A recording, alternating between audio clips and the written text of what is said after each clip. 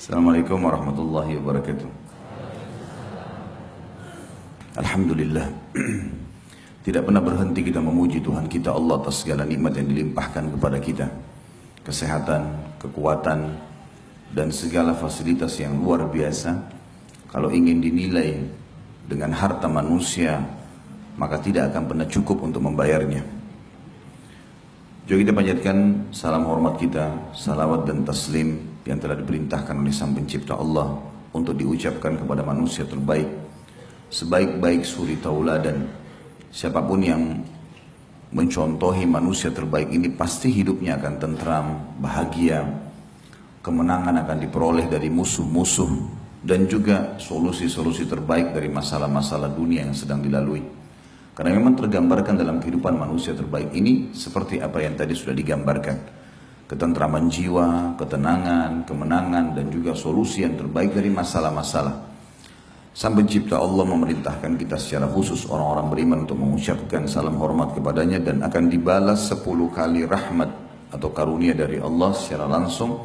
Maka sangat wajar kalau kita selalu mengucapkan salawat dan taslim kepada Nabi besar Muhammad sallallahu alaihi wasallam. Melanjutkan bahasan kita kitab Minhajul Muslim, dan kita melanjutkan adab terhadap sesama makhluk, secara khusus adab suami istri. Dan kita akan masuk pada pagi ini, semoga Allah berkahi, adalah hak-hak istri terhadap suami. Jadi ibu-ibu boleh menuntut ini, tanda kutip, dengan cara yang santun kepada suaminya. Karena ini hak langsung dari Sang Pencipta Allah.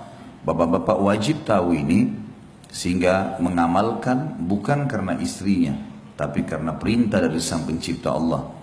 Saya pernah jelaskan di pertemuan sebelumnya, pentingnya seorang muslim menjadikan semua yang ada di sekitar dia ini adalah penyebab dia mendapatkan rahmat Allah. Seorang suami berbuat baik sama istrinya, bukan karena istrinya, tapi karena Allah, sehingga tidak ada kejenuhan dalam berbuat kebaikan itu. Begitu pula seorang istri dalam melayani suaminya, semua karena Allah, sehingga tidak ada kejenuhan.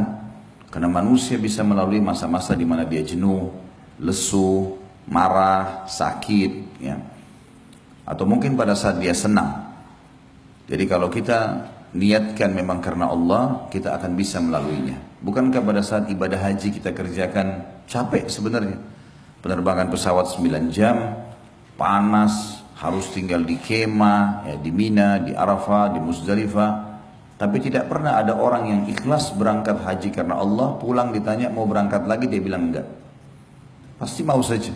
Mau berangkat lagi haji? Iya. Orang yang menjawab iya itu karena dia ikhlas.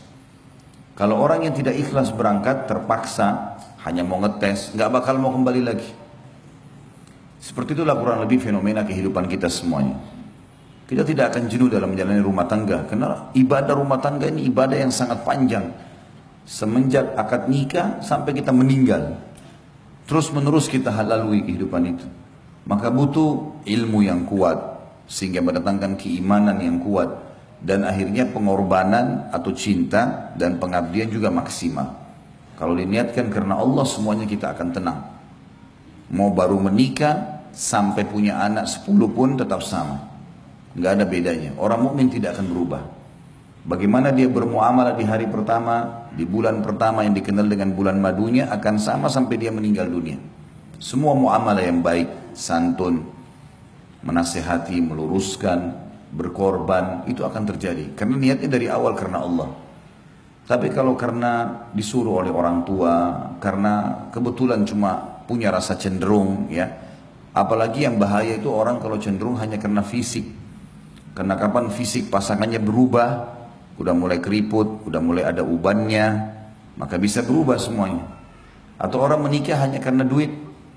Pada saat suaminya kaya, iya. Pada saat sudah bangkrut, ditinggal.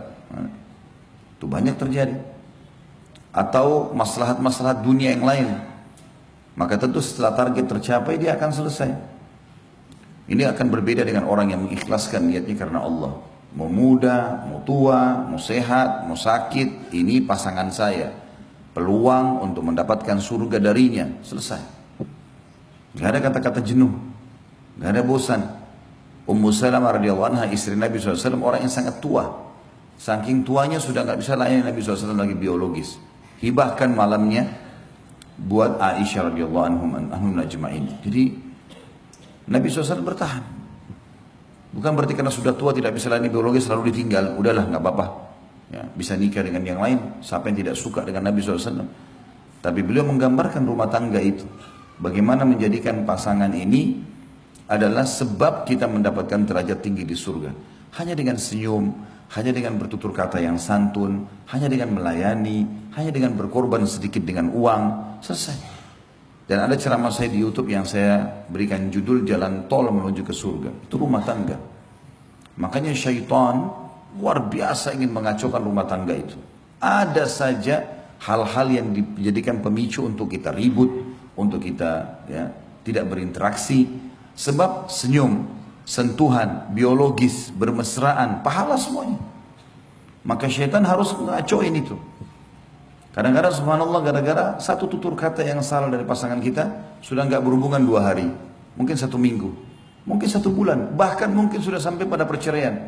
Kenapa? Kalau kita rentet historinya hanya karena mungkin dia dianggap oleh pasangannya berkata kasar. Mungkin anggapan dia. Siapa tahu memang pasangan kita begitu cara berbicaranya. Harus kita mengerti. Rangkul dia. Kekurangan pasangan bukan untuk ditinggalkan, tapi untuk dibantu keluar dari permasalahannya. Nasihati, luruskan, rangkul. Dan kesuksesan seseorang dalam kehidupan bersosial, kalau dia sukses dalam rumah tangganya. Sehebat apapun seorang laki-laki di luar sana, namanya, wibawahnya, hartanya, tapi kalau kacau rumah tangganya, selesai urusannya. Berarti orang ini gak berhasil. Dia hanya performance saja, seperti orang yang rapi pakaiannya, tapi di dalam tubuhnya banyak penyakit. Begitu pula seorang wanita. Mau dikatakan wanita karir, kaya, cantik, terkenal namanya, lihat hubungannya sama suaminya. Kalau dia baik sama suaminya yang sudah tahu luar dalam tubuhnya, maka berarti dia memang betul-betul baik. Tolok ukur selalu di rumah tangga. Dan ini sudah dijadikan oleh para ulama gambaran umum bagaimana menilai seseorang itu baik atau tidak di rumah tangganya. Kata Nabi SAW, khiyarukum li ahlihi. Orang yang terbaik di antara kalian adalah orang yang terbaik dengan pasangan hidupnya. Suami sama istri, istri sama suami. Itu baru manusia terbaik. Karena pasangan kita tahu semuanya. Kita bangun tidur, biasanya orang masih emosional, biasanya orang masih lesu, biasanya orang masih berantakan. Pasangan kita tahu tuh. Mungkin tidak semua orang tahu. Pada saat kita lagi hadapin masalah, atau pada saat kita sakit, yang melayani adalah pasangan kita. Pada saat kita lapar, pada saat kita lagi makan, yang senantiasa menemani makan adalah pasangan kita. Dan seterusnya. Makanya Allah Subhanahu wa ta'ala menyebutkan istri dan suami ini libas dalam Al-Quran. A'udzubillahi minasyaitonirrajim. Antum libasul lahun, hunna libasul lakum wa antum libasul lahun. Mereka para istri itu adalah pakaian kalian, dan kalian juga adalah pakaian buat istri kalian. Apa kata ulama tafsir? Pakaian fungsinya untuk apa teman-teman sekalian? Menutup badan. Apalagi? Memperindah, ya, menutup aib-aib kita. Itu pasangan suami istri. Jadi kalau ada suami istri yang saling membongkar aib ini, tidak layak jadi pasangan ini. Dia harus tahu titik luka di badan kita pun yang tahu istri kita, yang tahu suami kita. Orang lain nggak ada yang tahu. Gitu kan? Bahkan terkadang ada orang-orang yang luar biasa kalau memahami poin ini, bukan cuma hal-hal yang kecil hanya sekedar titik di badan. Ada seseorang mungkin yang bersedia untuk khidmat dengan pasangannya. Seorang dosen kami di Madinah, Dr. Salih Suhaimi, semoga Allah jaga beliau. Salah satu staf pengajar di Masjid Nabawi, kebetulan salah satu istri beliau adalah orang kita dan pernah belajar dengan saya, seorang akhwat. Waktu beliau minta dicarikan jodoh, saya sampaikan ternyata ada yang mendaftar dan akhirnya jadi istrinya. Masya Allah sekarang sudah sampai 15 tahunan, sudah punya anak dan sudah warga negara sana kalau saya tidak salah di Madinah. Yang jelas beliau sempat cerita sama saya, karena beliau matanya buta gitu. Ini saya cerita karena kebaikan ya, untuk menjadi ibrah dan pelajaran buat kita. Jadi beliau cerita sama saya dan saya memang terharu dan kagum dengan itu ya. Beliau mengatakan karena matanya buta, saya pernah masuk ke WC, kamar mandi, lagi buang hajat, dia bilang. Karena beliau buta, beliau tidak lihat. Dia bilang, saya merasa seperti ada orang di kamar mandi. Saya tanya, siapa kamu? Ditanya, apa kamu? Ditanya nama istrinya, saya nggak usah sebutin. Lalu kemudian istri mengatakan, iya. Kata Syekh, jangan di sini, di luar saja, saya lagi buang air, baunya nggak enak. Apa kata perempuan itu? Kata Syekhnya, ini gara-gara kata-kata ini saya makin menghormati dia, saya makin mencintai dia. Dia bilang, sudah tradisi suku kami di Indonesia, itu kalau suami buang air besar dibersihin. Dia yang bersihin. Kata Syekhnya, saya berterima kasih luar biasa dengan kalimat itu, tapi biarkan saya bersihkan diri saya sendiri.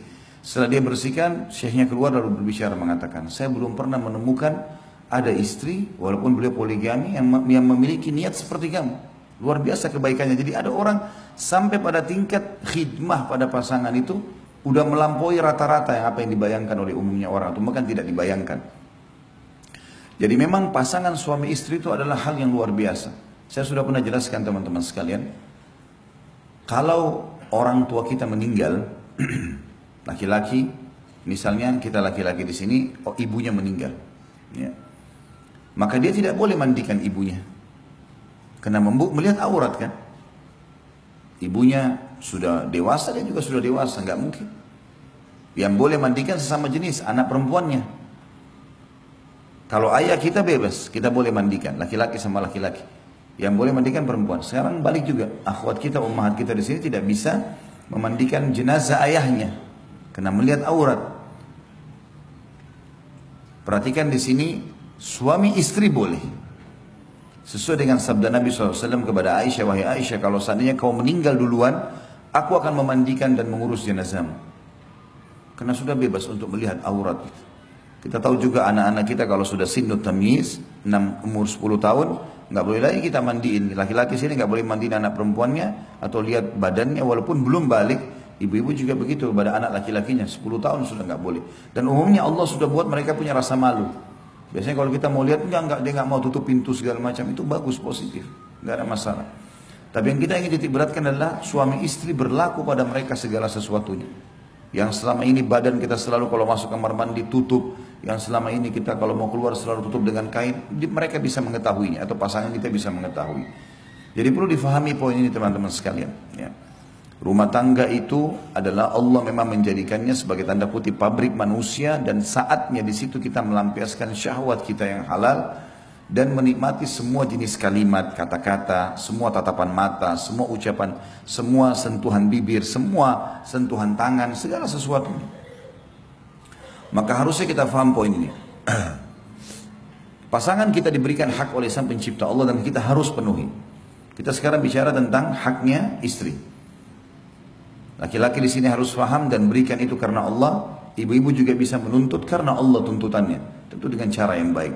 Yang pertama adalah disebutkan oleh Syekh Abu Bakar rahimahullah, diperlakukan secara patut. Yang dimaksud secara patut adalah sebaik mungkin, semaksimal mungkin. Seorang suami bertutur kata yang baik, memerintah dengan cara baik, mengingatkan dengan cara baik. Boleh tegas, tidak boleh keras. Boleh tegas, saya nggak suka ini, jangan diulangin. Tapi nggak boleh keras. Keras itu mencaci maki, ya, memukul, itu nggak ada dalam Islam sama sekali. Orang mukmin tidak akan melakukan itu. Nggak ada laki-laki mukmin itu main tampar, main tonjok, main tendang, itu semua manusia dari mana ini? Ya? Dari hutan rimba kali masuk, ya. Dari mana ini tonjok-tonjokan dengan istri? Bukan istri lawan antum itu. Hah? Itu lakukan di sana di kancah peperangan. Musuh saja kalau sudah menyerang nggak boleh ditonjok, ditawan, apalagi istri. Baik lisannya fokus dengan pasangannya. Seperti di Saudi kita kalau keluar semua perempuan berhijab. Tidak ada sesuatu yang membuat orang akhirnya terfikir, oh ini lebih baik daripada istri saya. Kan gitu. Begitu juga wanita berhijab, maka mereka menjaga diri mereka, enggak sibuk melihat orang-orang. Walaupun kalau ada interaksi yang tidak bisa kita hindari kayak di pasar, kayak harus. Tapi biasanya yang bahaya tontonan, karena tontonan itu kan kita duduk siap menonton, kan itu. Akhirnya kejiwaan kita siap menerima, pikiran kita siap mencerna. Ini bahaya, bisa mengubah pola hidup, pola fikir, pola makan, berubah semua dengan tontonan ini. Maka bahaya sekali. Makanya ada orang kadang-kadang nuntut pasangannya melampaui batas. Kamu harus bisa menari seperti perempuan itu. Kamu harus bisa, laki-lakinya juga menyanyi seperti laki-laki itu. Ya susah lah. Ya. Apalagi lagu India, mana ngerti dia. Nggak bakal bisa itu. Maksa pasangan kita seperti orang India, gimana cara? Kita ini orang Melayu, orang Indonesia. Beda alamnya gitu kan. Orang Indianya aja belum tentu bisa ikuti artisnya kok. Apalagi kita mau ikut-ikutan ini. Dan memang aneh kalau kita ikut-ikutan seperti itu. Karena itu memang alamnya mereka beda. Jadi tidak usah ya. Kita boleh tingkatkan skill. Setiap orang yang kita perlu membaca, menambah informasi bagaimana menjadi suami yang terbaik, bagaimana menjadi istri yang terbaik. Agama sudah perintahkan dandanan yang baik, pakai minyak wangi yang wangi, sisir rambut yang wangi, ya tutur kata yang santun, sudah cukup kok sebenarnya. Dan kata beliau, berdasarkan sabda Rasulullah SAW kepada orang yang bertanya, apa hak istri salah seorang dari kami terhadap suaminya?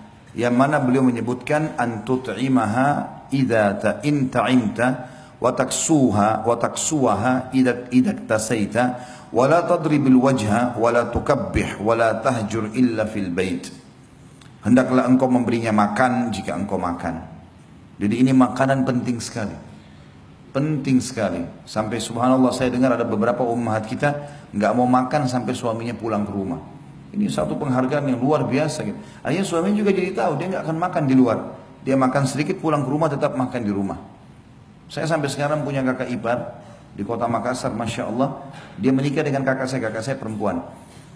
Itu sampai sekarang dia sendiri bilang sama saya kalau di luar tidak makan, pulang ke rumah. Karena dia panggil nama kakak saya, dia bilang masak buat saya. Jadi sudah bertahun-tahun anaknya sudah sampai menikah, sudah ada cucunya malah. Tapi memang dia merasa makanan itu penting, punya pengaruh besar ya. Jadi ada orang subhanallah makan pikirin dirinya sendiri. Nah. Dan kalau suami pulang temani duduk makan. Istri sudah masak, teman-teman biar kenyang incipin makan sedikit. Duduk, puji makanan itu. Royal dengan pujian kepada pasangan penting. Puji, nggak apa-apa. Asal betul, tidak ada kedustaan. Gitu kan? Dalam arti kata sini pujiannya positif. Misal kita mengatakan makanannya masya Allah masih hangat ya. Yang positifnya mana? Mungkin makanannya asin, tapi kita cari yang positifnya. Oh ini makanan hangat enak ya, cocok kalau musim lagi udara begini. Ini pas sekali bumbunya atau apalah ya. Mungkin kalaupun ada kekurangan sedikit nanti lain kali dikurangin ininya ya, dengan santun dengan baik. Ya. Kan bisa semuanya nih, asal mau saja masalahnya. Kita kadang-kadang tidak mau atau bahkan mungkin belum punya pengalaman, belum tahu akhirnya tidak melakukannya. Atau mungkin kedangkalan pemahaman terhadap hukum syar'i. Rasulullah SAW menyebutkan hak pertama bukan rumah, bukan transportasi, makanan. Berarti makanan punya pengaruh besar loh. Sampai saya pernah bilang di dalam pelatihan rumah tangga, saya bilang ibu-ibu kalau mau suaminya tenang di rumah, penuhi 3 hal. Tatapan matanya, perutnya dan kemaluannya. Karena memang wanita, laki-laki itu suka kalau dia pulang ke rumah semua sudah rapi, istrinya sudah wangi, tatapan mata. Dia akan rindu untuk cepat kembali ke rumah. Ya. Kalau setiap pulang ke rumah ngomong mulutnya masya Allah baunya, ya. Dekat sedikit juga ketiaknya baunya masya Allah. Ya. Larilah si suami. Dia berharap pulang kapan istri saya tidur nih, mudah-mudahan kalau saya pulang dia sudah tidur. Ya. Karena takut ketemu. Kadang-kadang ada perempuan gitu dinasihatin. Bagaimana cara bahasanya? Ini saya baru beliin odol baru ya. Nggak ngerti dia. Ini odol baru ini wangi gitu. Dia nggak ngerti. Oh iya dikasih pembantu. Atau dia taruh saja dia nggak pakai. Ini harus peka memahami masalah-masalah seperti ini. Sensitif sekali. Baiklah masalah makanan penting. Dan teman-teman kalau makan sesuatu di luar enak, laki-laki belikan istri.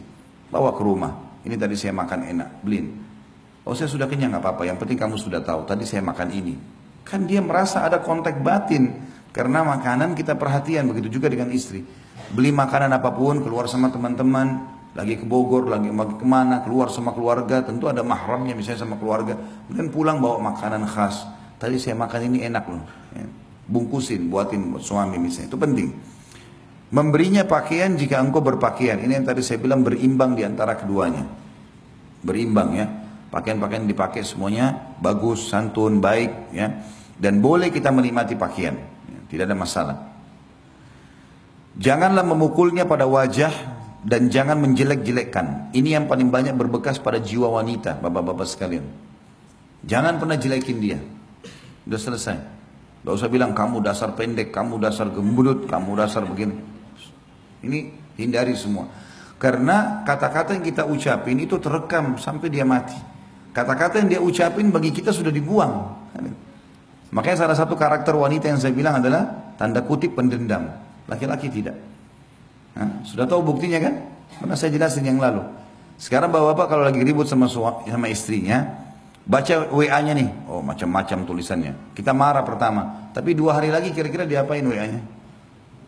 Dihapus. Ngaku nggak? Iya kan?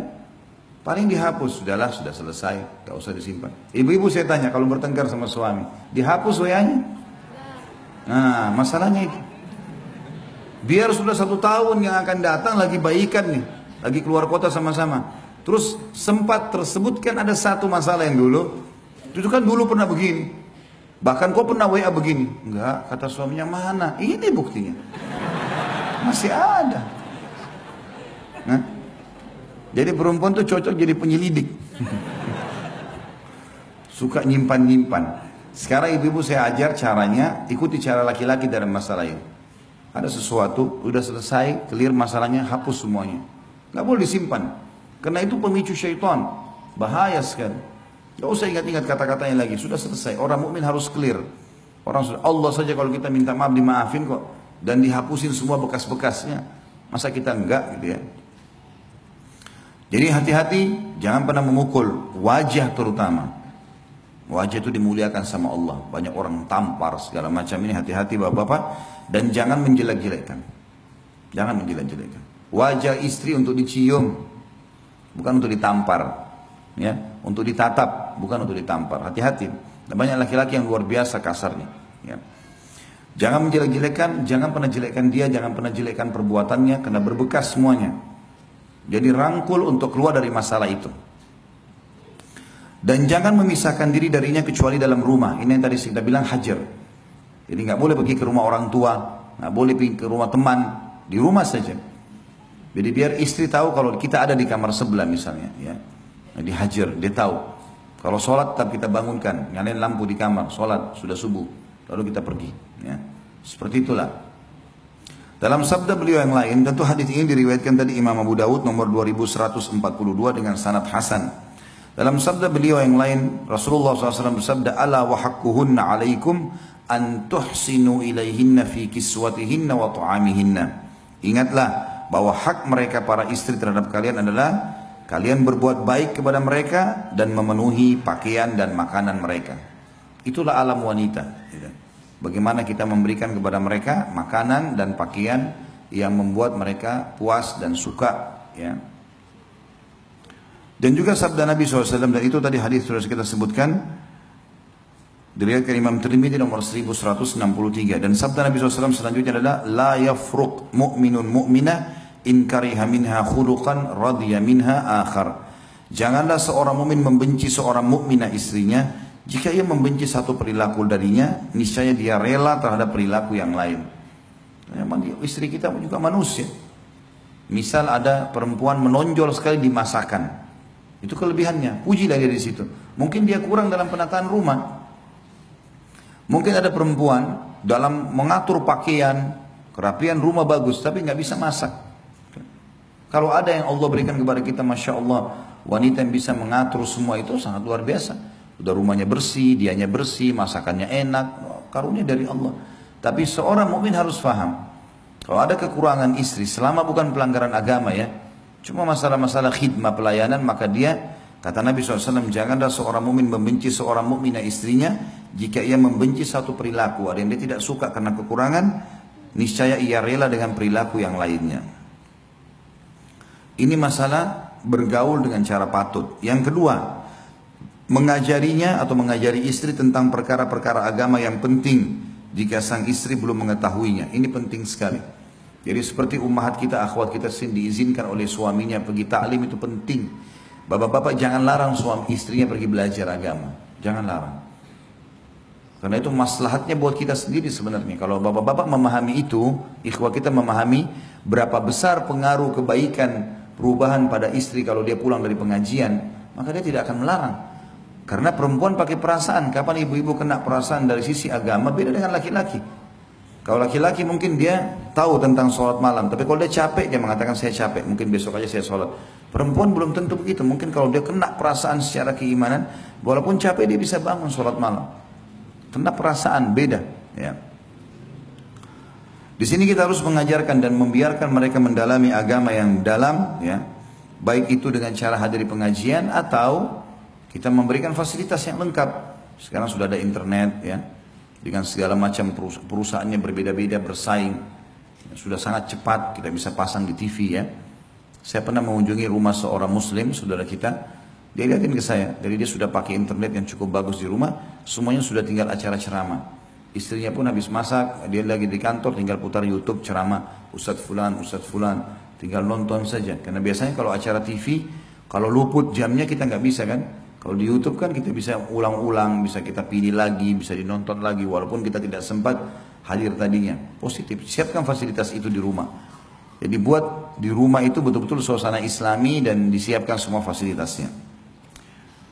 Atau mengizinkannya untuk menghadiri majelis-majelis taklim untuk belajar karena kebutuhannya untuk mempelajari agamanya dan mensucikan jiwanya lebih besar daripada kebutuhannya terhadap makanan dan minuman yang juga wajib dipenuhi sebagaimana firman Allah Subhanahu wa taala dalam surat Tahrim ayat 6. A'udzu billahi minasyaitonir rajim, ya ayyuhalladzina amanu qu anfusakum wa ahlikum nara.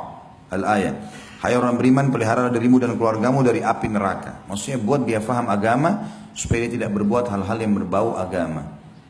Saya sedih kalau melihat atau mendengar sebagian akhwat kita atau umat kita mengeluh, ya kadang-kadang kami mau pergi ta'lim dilarang oleh suami. Sayang sekali. Dia tidak paham kalau suaminya tahu bagaimana pengaruh secara kejiwaan karena hadir di pengajian itu luar biasa. Dia akan lebih santun dengan suaminya, dia akan lebih khidmah, dia akan lebih takut kepada Allah dalam hak-haknya, itu akan tertanamkan, ya.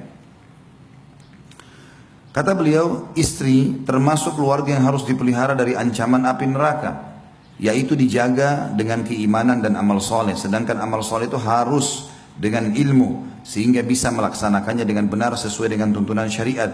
Hal ini berdasarkan sabda Rasulullah SAW dalam sebuah hadis yang diriwayatkan oleh Imam Bukhari Muslim dan Imam Tirmidzi juga meriwayatkan nomor 1163. Jadi tentu hadis ini sahih karena riwayat Bukhari Muslim.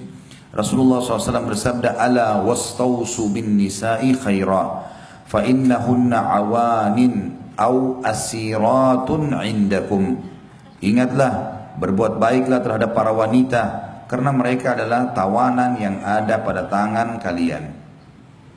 Bapak-bapak, saya kasih resep sederhana, walaupun ini rahasia di antara kita, cuma pakai mic apa boleh buat. Ibu jadi dengar gitu kan. Tidak bisa matiin. Harus dengar gitu. Jadi kalau istri berbicara sesuatu, sekali lagi, omongan-omongan yang tidak nyaman, tinggalkan saja. Ditinggalkan maksudnya tidak usah dihiraukan, tetap ada di situ tapi nggak usah dihiraukan. Kita buat teh sendiri, kita buat kopi, kembali lagi dengarin, biarin saja, anggap orang sedang berdongeng. Biarin dia ngomong, nggak apa-apa. Itu kuncinya. Dan jangan terpengaruh dengan setiap statementnya perempuan. Karena perempuan kalau sampaikan sebuah statement, dia tidak pikir jangka panjangnya. Sekarang saja. Lagi marah ya sekarang. Mau cerai, mau mati, mau apa, terserah. Nggak mau tahu. Kalau kita laki-laki kan berpikir panjang. Makanya perceraian ditaruh di tangan laki-laki. Kalau cerai di tangan ibu, satu hari berapa kali ibu ceraikan suaminya? Saya mau tanya. Terlambat sedikit, saya ceraikan kamu. Hah? Semua cerai. Jadi kalau mendengar kata-kata cerai dari lisan istri sudah biasa itu. Jangan dihiraukan, jangan menjadi beban pikiran. Nah, anggap angin lalu. Kalau dia ngomong sesuatu yang positif baru kita tanggapi. Itu yang dilakukan Umar bin Khattab. Istrinya marah, ngoceh-ngoceh, dibiarin sama Umar. Sampai ada sahabat mau mengeluh, istrinya juga bicara begitu di rumah. Waktu datang rumah Umar didengar dari luar suaranya istrinya Umar. Kau Umar begini, kamu begitu, kamu begini, segala macam. Umar diam saja. Orang ini pulang, akhirnya Umar dengar ada orang dari depan pintu, dibuka pintu sama dia, dikejar orang itu. Kenapa kau pulang? Amir Mu'minin, masalah kita sama. Di rumah istri saya banyak ngomel-ngomel, di sini juga anda diomelin gitu.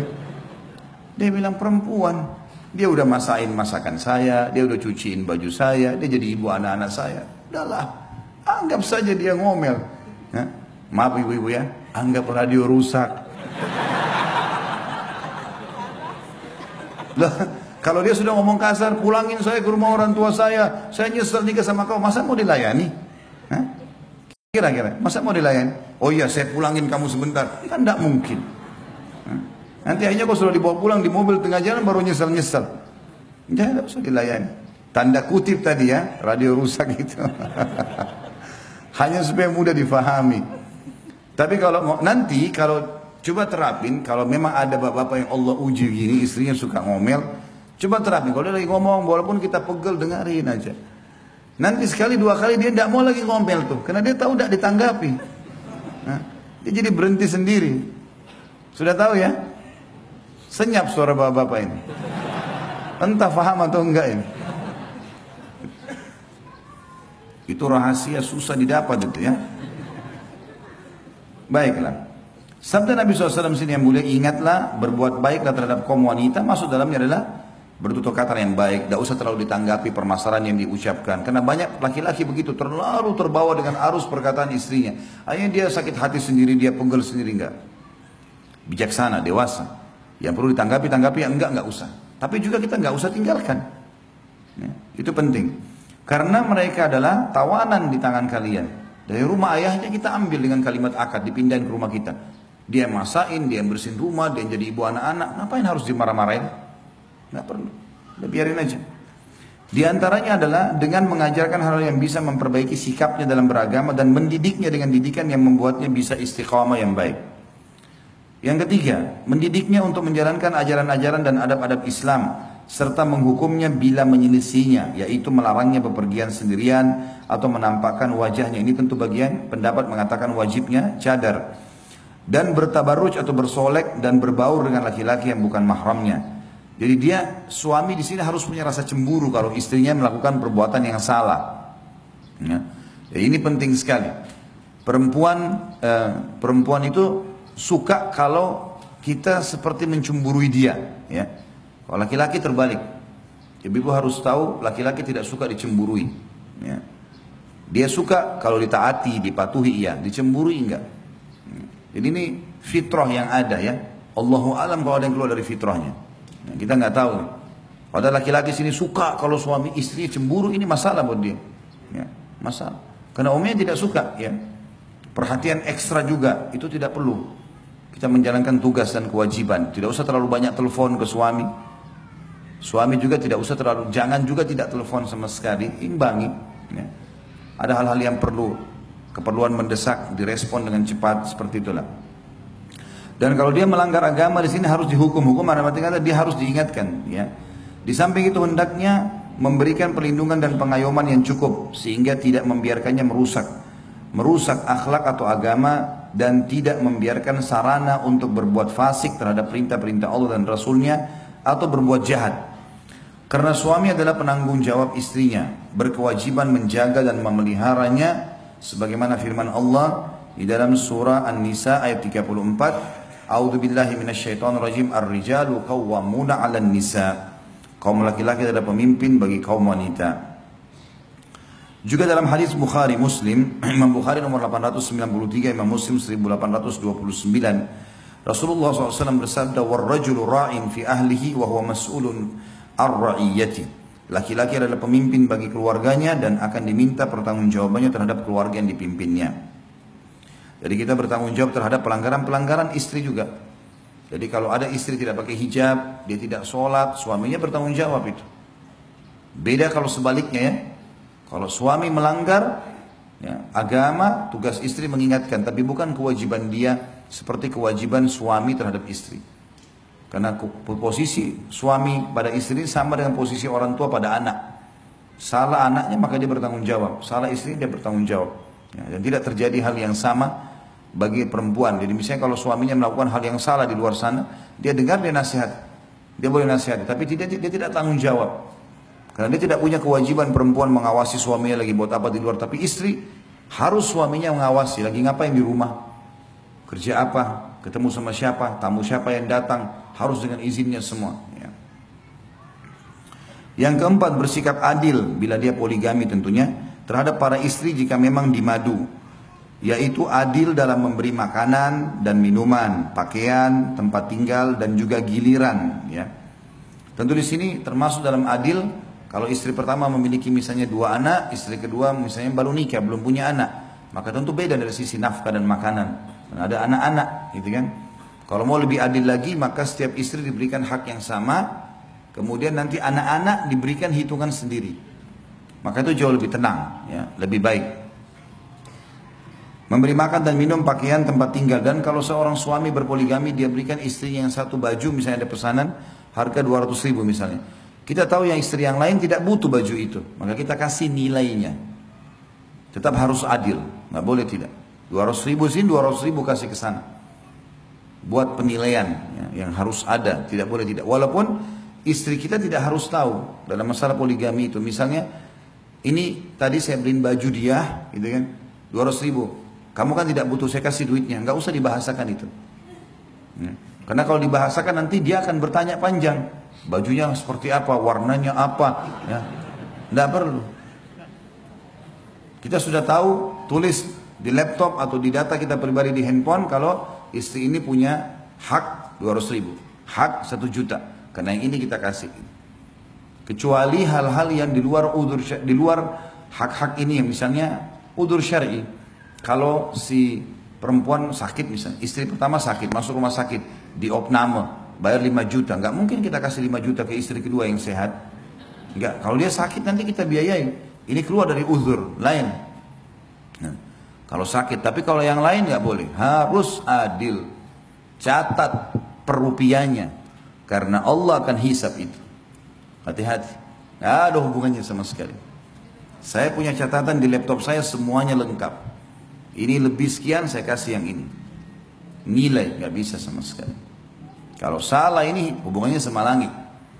Bukan sama mereka-mereka ini. Perempuan gampang kalau mau dikelabui. Bisa saja orang bohong. Tapi sama Allah nggak bisa. Hati-hati. Allah bisa tarik fasilitas yang Allah berikan kepada kita justru karena kita melanggar hukum dengannya. Jadi jangan main-main soal ini. Harus di sini adil. Karena poin keempat bicara masalah itu, ya. Dalam masalah giliran adalah mabit, hak mabit, dan ini tergantung bagaimana seseorang itu bernegosiasi kalau mabit.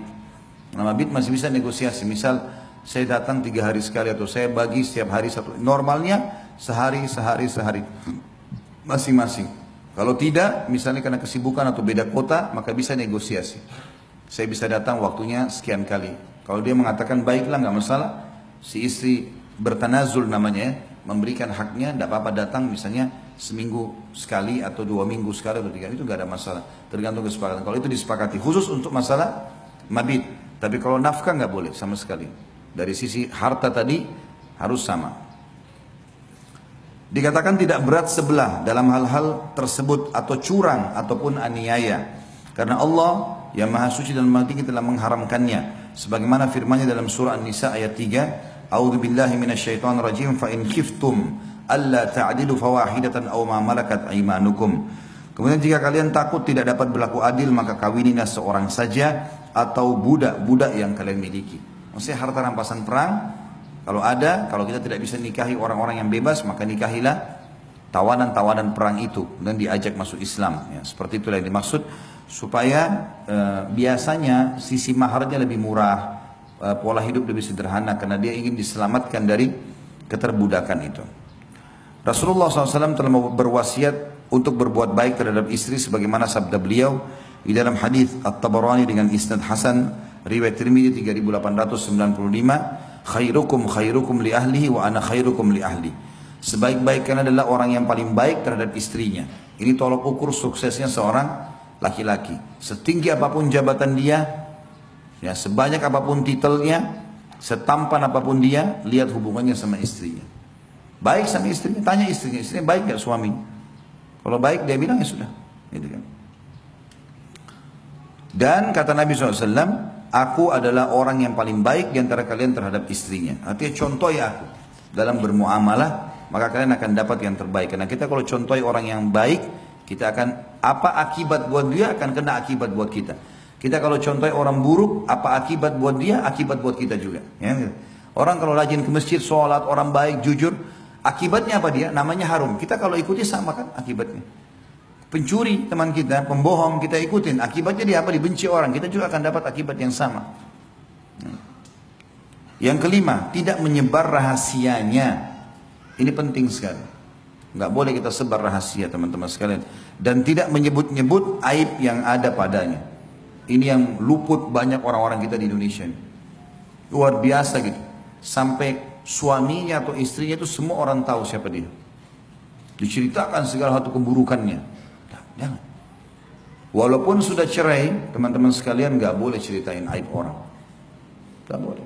Orang umum saja nggak boleh kita ceritain aibnya, apalagi pasangan kita. Jangan. Ada orang dia jengkel karena salah satu perilaku atau dia tidak cocok, kemudian dia sebarkan sana sini. Itu tidak boleh. Tidak menyebarkan rahasia dan tidak menyebut-nyebut aib yang ada padanya. Karena suami adalah kepercayaannya dan yang dituntut untuk menjaga dan melindunginya. Hal ini berdasarkan sabda Rasulullah SAW, Inna min asyarrin nasi indallahi manzilatan yawmal qiyamah, ar-rajulu yufdi ila imra'atihi, wa tufdi ilaihi thumma yanshuru sirraha. Hadis ini hadis sahih riwayat Imam Muslim 1437. Sesungguhnya seburuk-buruk kedudukan manusia di sisi Allah pada hari kiamat adalah laki-laki yang menggauli istrinya dan istrinya pun yang menggauli suaminya, lalu suaminya menyebarkan rahasianya. Riwayat lain, lalu keduanya menyebarkan rahasia pasangannya. Terutama dalam masalah biologis, nggak boleh cerita. Udah selesai. Allah kasih kelebihan pasangan kita, udah selesai. Jangan cerita. Bapak-bapak sini jangan, Allah kasih istri yang Masya Allah memenuhi semua kebutuhan biologis. Apa yang dia harapkan semua terpenuhi, dia puas. Jangan cerita sama teman, sama sekali. Walaupun itu kita menganggap nikmat. Tuh istri saya Allah karunia begini, saya dikasih begini, saya... Kalau diantara 3 orang teman kita laki-laki, istrinya tidak begitu, apa yang muncul di benaknya? Mengganggu istri kita nanti. Bahkan itu banyak terbuka pintu-pintu perselingkuhan karena dia telepon istri kita atau dia WA. Dan dia menggunakan bahasa-bahasa yang diajarkan oleh syaitan untuk menunggangi kelebihan itu. Yang kita sudah ceritakan. Istri kita kan heran, kok bisa dia tahu ya? Tapi dia bukan mengatakan dari suami. Dia punya retorika syaitan yang membuat seakan-akan itu kelebihan yang dia harapkan dari wanita lain atau apalah. Terbuka masalah-masalah baru. Nggak boleh. Ibu-ibu juga begitu. Allah kasih suami yang Masya Allah puasin secara biologis, ibu merasa cukup segala macam. Maka jangan ceritain ke perempuan lain. Kalau ibu ceritain ke teman-temannya, suami saya itu begini, suami saya begini. Kalau suami mereka tidak begitu, akan terjadi hal yang sama. Dia akan ganggu suaminya ibu. Dan dia akan menggunakan tadi sama kalimat-kalimat syaitaniyah. Seakan-akan dia berharap laki-laki seperti ini, seperti itu. Padahal itu ada pada diri kita. Akhirnya nanti kita terpengaruh. Kan itu. Jadi masalah.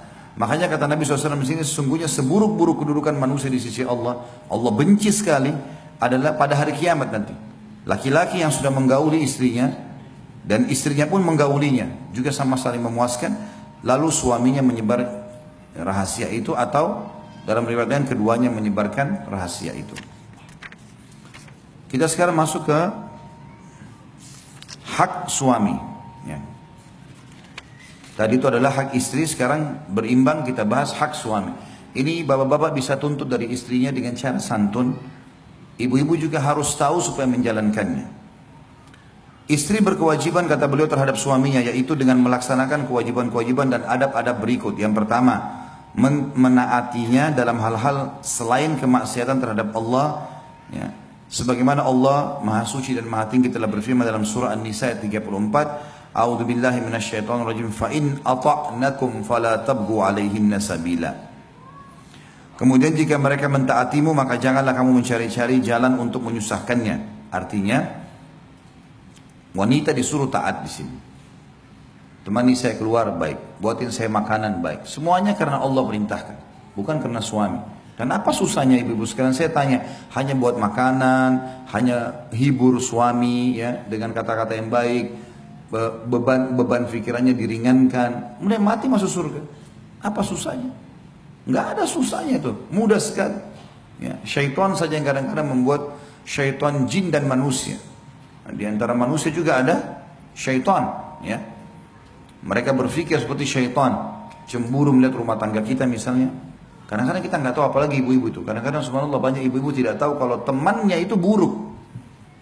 Berkedok depan dia seperti jadi pahlawan. Kapan ada nasihat dari teman suruh cerai, itu buruk. Nggak boleh didengar ini. Berarti ini bukan teman. Kecuali memang dasarnya suami kita suka mukul, pemabuk, lain. Kalau hanya masalah-masalah kecil, lebih baik kamu cerai. Nanti dapat laki-laki yang lebih baik. Ini sudah teman tidak benar ini. Sudah nggak benar. Karena cerai dalam Islam tidak dibolehkan kecuali darurat sekali. Kalau dia malah nasihatin kita baik-baik, mestinya coba cara ini, coba cara begini, cara-cara yang positif lah. Kita anggap itu adalah pencerahan, itu nggak ada masalah. Tapi sekali lagi memang saya bilang Bapak Ibu sekalian, jangan pernah menggunakan jasa orang ketiga kecuali ahlinya. Itu pun ahlinya harus ulama yang besar, yang punya pengalaman yang luar biasa sehingga memandu kita pada poin yang benar. Kita juga kalau bertanya to the point. Saya punya masalah seperti ini, apa jalan keluarnya, apa sarannya, apa nasihatnya dan seterusnya.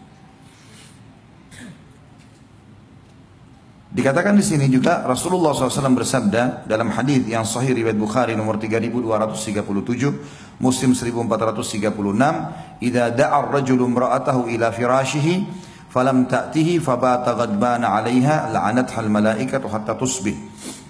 Jika seorang laki-laki mengajak istrinya ke tempat tidur lalu si istri tidak memenuhinya, kemudian laki-laki itu kesal terhadapnya, maka wanita itu dilaknat oleh malaikat sampai pagi. Makanya syaitan menggoda untuk itu ya. Di sini perlu kita garis bawahi banyak manfaat dari hadis ini. Yang pertama kata para ulama adalah biologis laki-laki nggak bisa ditunda. Beda dengan biologis perempuan yang masih bisa ditunda. Ibu-ibu kalau masih pengen berhubungan biologis sama pasangan, tapi suami lagi safar segala macam dia masih bisa sabar. Kalau laki-laki susah sekali. Karena berpengaruh kepada emosi jiwanya. Tanpa dia sadari, kita nggak sadar, tapi kadang-kadang terbawa itu. Jadi kalau ibu-ibu dapat suaminya suka marah, masalahnya di biologis. Coba ibu-ibu muhasabah deh.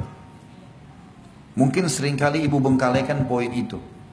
Tidak ada laki-laki subhanallah menumpahkan sperma lalu emosi, gak ada. Hah? Pada saat dia klimaks, dia tumpahkan spermanya, itu ketenangan jiwa dia dapatkan. Makanya ya seperti dia sedang mendapatkan sebuah kebahagiaan yang luar biasa. Umumnya laki-laki kalau setelah klimaks pasti ngantuk dan tidur. Beda dengan ibu-ibu. Ibu-ibu kan menerima sperma. Sperma itu komposisinya kata sebagian ulama ada komponen ada komponen apinya, panas. Jadi kalau ibu-ibu terima sperma biasanya tambah semangat bicara. Nah, jadi kalau ibu lihat suaminya habis klimaks tidur, itu memang normal dia. Jangan ibu bilang, ya sudah tidur.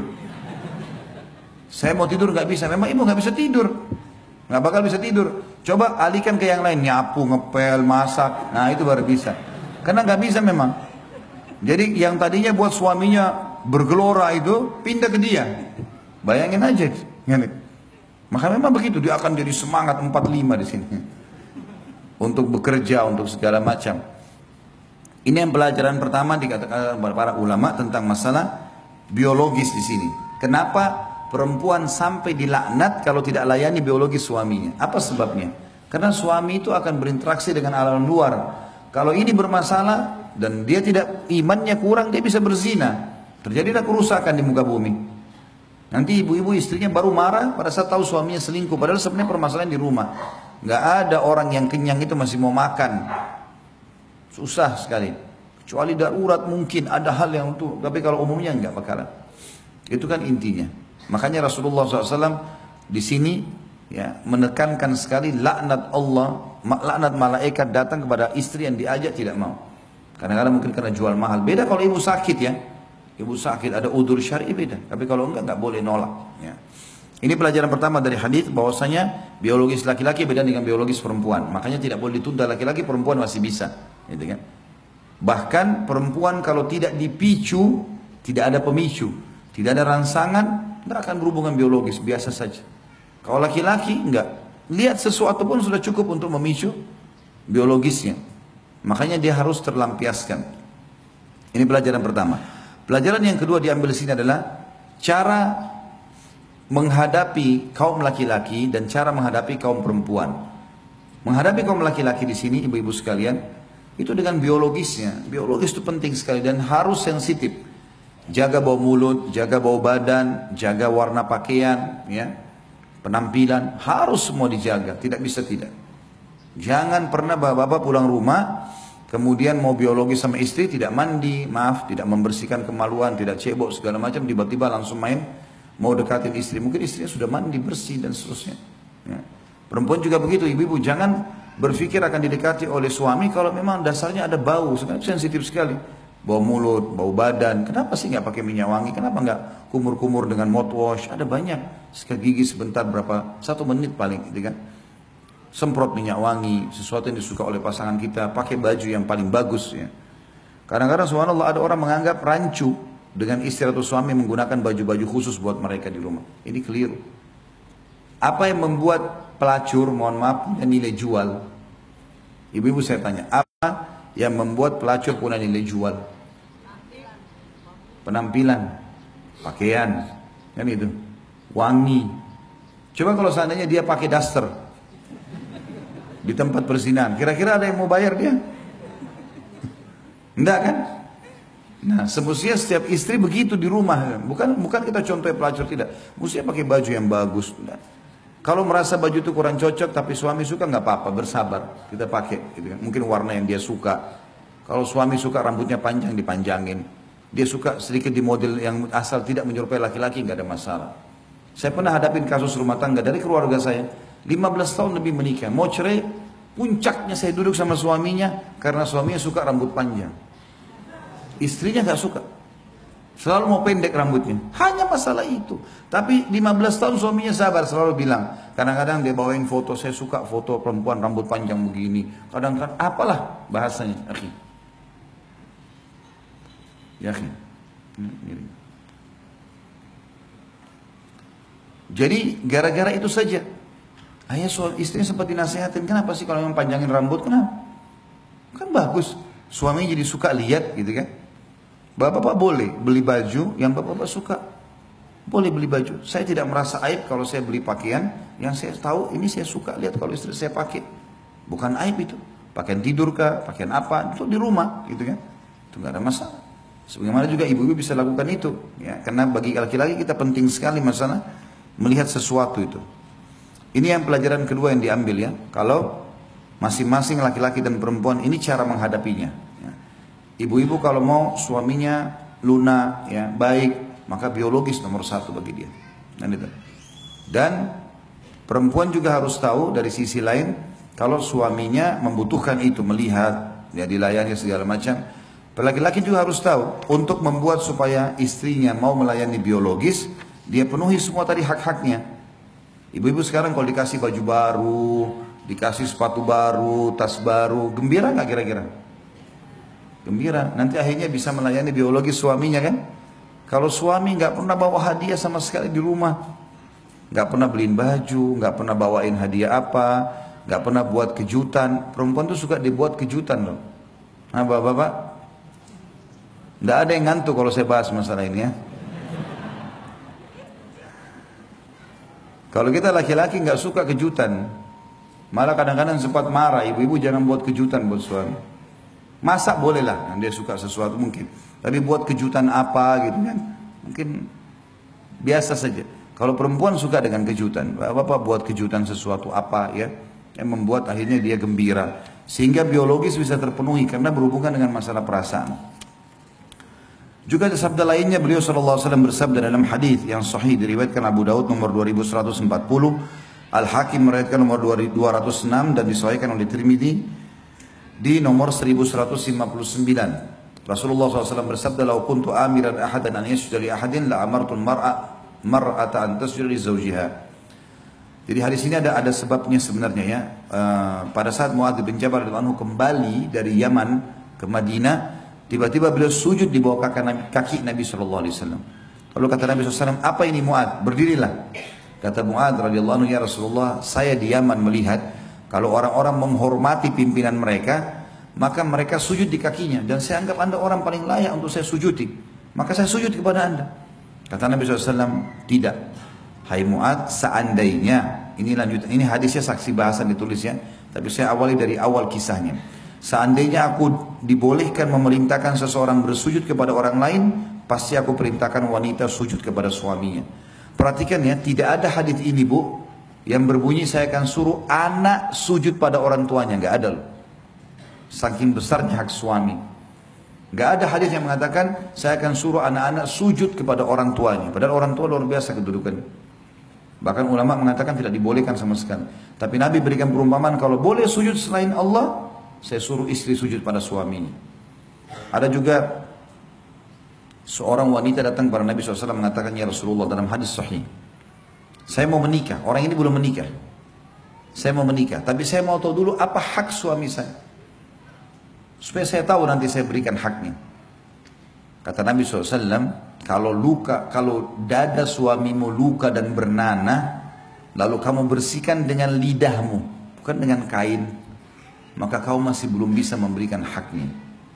Aisyah mengatakan radhiyallahu anha, hai para wanita, kalau kalian tahu hak-hak suami kalian dari Allah, maka kalian akan mengambil debu kaki mereka diletakkan di pipi kalian. Karena suami orang asing, bukan ayah kita, bukan kakak kita, tiba-tiba semua makanan, pakaian, tempat tinggal harus dipenuhi sama dia. Kadang-kadang bahkan ada, mohon maaf saya bahasakan ibu-ibu sekalian, ada istri yang tidak santun. Udah minta uang bulanan, marah-marah lagi. Hasil keringatnya orang diminta, marah-marah. Gimana? Tapi karunia Allah, Allah berikan kedewasaan dalam hati manusia. Laki-laki kadang-kadang walaupun suami istrinya begini, ya sudahlah, dikasih. Kadang-kadang minta maaf ya, telat. Padahal sebenarnya hasil keringatnya. Ya. Kalau mau dipikir siapa orang ini, enak benar. Saya yang banting tulang setengah mati. Kadang-kadang dihukum kalau telat. Ya. Harus nagih utang sana sini, tapi akhirnya dia yang habisin. Kasih makannya, minumnya, pakaiannya. Makanya haknya sangat luar biasa istri itu, suami itu. Harus diberikan di sini. Yang kedua, tadi itu mentaati pada hal yang ma'ruf. Memelihara diri dan menjaga kehormatannya. Menjaga harta dan anak-anaknya serta urusan rumahnya.